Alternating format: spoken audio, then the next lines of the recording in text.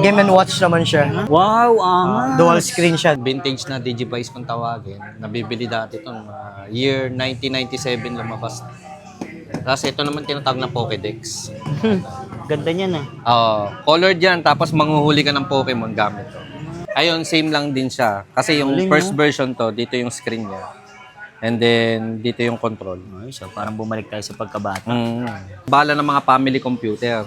Ayan, yung mga, dito natin na-start yung mga Mario. Yan, mga baseball. Konami World. Family computer natin. Working. 2DS. Yan, eto. Console ng Wii U.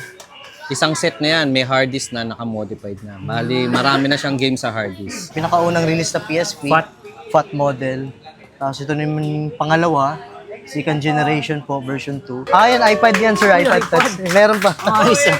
Oo. Sa mga music lover dyan. Nintendo. N64. Yung NES, sir. Isang set din yan. Ito, mga PS1, no? Ito, Game Boy Advance. Ito, SP.